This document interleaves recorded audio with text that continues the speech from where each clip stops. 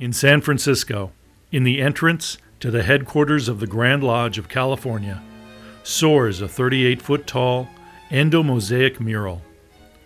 Close up, the pieces of colored glass, rocks, and soil are dazzling artwork unto themselves. But stand back a distance, and a larger artwork emerges. As it lives and breathes, California Masonry is itself a mosaic, home to a vibrant array of cultures. Like the mural, it is one complex, nuanced portrait that encompasses many others, diverse yet united. California's location, primed for arrival by land and by sea, has always beckoned to far-off cultures. By the 16th century, European explorers had touched upon its shores. By the end of the 17th century, Spanish colonies and even the occasional Russian and British settlements populated its southern and central coast.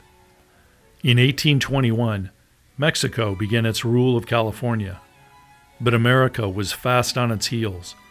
Galvanized by manifest destiny, pioneers began streaming west along the California Trail.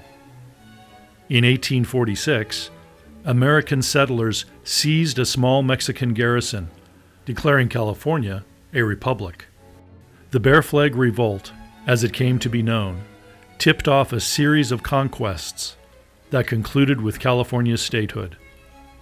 By then, the 31st state in the Union was already home to cultures from all compass directions. And then, James Marshall struck gold at Sutter's Mill, near Sacramento. So when we talk about Masons coming into California, we're really looking at the period of 1849 with the discovery of gold at Sutter's Mill and onwards. However, there were Masons amongst the populations of the Americans that were coming into California. In fact, California was already attracting a diverse crowd of people. Already you had obviously the Native American tribes that were still in the areas. You also had the Californios who were of Spanish descent and by the 1840s were effectively Mexican citizens, although California was semi-autonomous. You also had French and Russians in the area. But Masons really start organizing in about 1847, 1848, primarily in San Francisco and also Sacramento. In 1850, the Grand Lodge of California was established in Sacramento. In 1855, the most worshipful Prince Hall Grand Lodge of California was founded, expanding Freemasonry's African American membership in the state. During the Civil War years that followed, it was a prominent Mason, the orator and abolitionist Thomas Starr King, who kept California aligned with the Union. And as the two Masonic Grand Lodges grew and established themselves, their identities were inextricably linked to the cultures and traditions of their members. San Francisco in those days was an ad hoc tent city, ringing with the sounds, sights, and flavors of foreign cultures. It was here, in 1851, that the new Grand Lodge of California chartered its first foreign language lodge, La Parfaite Union. The same building that housed it was soon the home of two more foreign language lodges, one German, one Italian. In Southern California, German-speaking and French-speaking lodges were soon established. A Swedish heritage lodge formed in San Francisco, carving out a home away from home for brothers of Scandinavian culture. These lodges exhibited a powerful combination of patriotism with cultural pride. The Swedish lodge, Balder Lodge No. 393, famously closed each session with a chorus of America. An early member of the French-speaking lodge, La Parfaite Union, described his experience thus: "It is a lodge of fine and loyal Americans, but also it is a lodge in which the members take pride in and gain strength from the best traditions of France. A man easily can love two countries, the one from which he came and the one he has adopted as his own." As the United States moved further west into the Pacific, Masonry spread as well, first to Hawaii and later to the Philippines, with charters granted by the Grand Lodge of California. In the decades since, the Golden State has grown ever more diverse, and the fraternity with it. California today is a symphony of contrasts, famous for its technological innovation as well as its fertile farmland, for Hollywood glamour and hard-working ports, and it is as culturally and racially diverse as any state in the nation. California's lodges have reflected this diversity over the years, including at times the failure of individuals to accept and embrace it. But largely, the fraternity's history is framed by tolerance and fellowship. Up and down California's coasts, in its valleys and mountains, Masonry has many faces, but they are all symbols of one fraternity. The California Grand Lodge and Prince Hall Grand Lodge relationship is built on fraternity, equality, and liberty.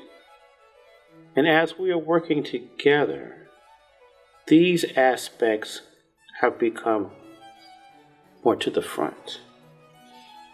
We have the ability now, or liberty now, to recognize one another. Within the Grand Lodge of California, foreign language and affinity lodges retain an important place. The fraternity today still boasts its two original French-speaking lodges, as well as an Armenian Heritage Lodge and two Mexican Heritage Lodges.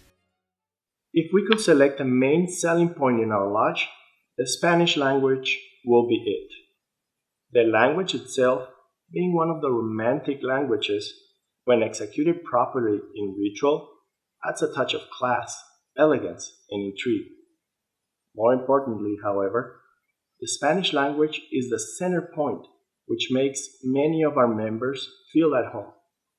It, being the primary language of at least 98% of our active membership, it allows members to freely express themselves and be understood in their native tongue. It removes the insecurities that many Hispanic immigrants have relative to the language barrier, and allows fostering that nostalgia of being home. The inclusion of culturally diverse lodges teaches us to accept, be more open-minded and understanding towards all mankind. In 2004, our lodge was given a great opportunity to confer degrees in the Armenian language. Most Armenians being bilingual or in some cases multilingual, it allowed us to bring a whole new characteristic to a Masonic lodge. So the French language is one of the most powerful bonds you can find between the brethren of La Parfaite Union. But what is more important here is like we are all coming from different regions in France or from different countries, and that language is what really unified us as a lodge. And as you know, in every country, sometimes you tease each other because of your regional origin or because of the way you speak, if you have an accent or whatsoever.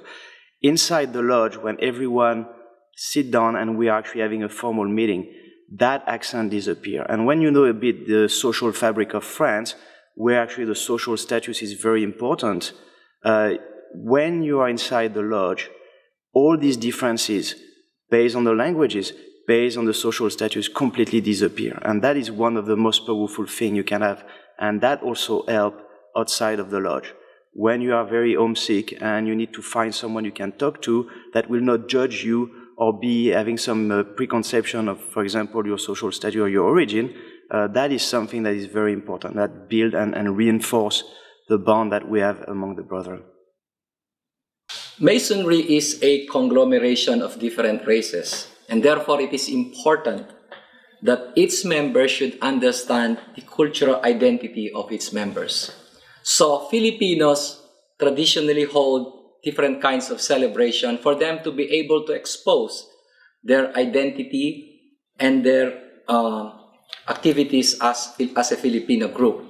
Sarasa Lodge is my father's mother lodge, and over the years we have established a very close relationship. And as I was growing up in Germany, For me, Masonry was always very present through my father, and his lodge brothers were always my uncles. But now when I go back to Germany, I'm not just visiting my family, I'm visiting a lodge there, and I experience Masonry, whereas before I was a child and I experienced it, but now I go back and I experience it as an adult.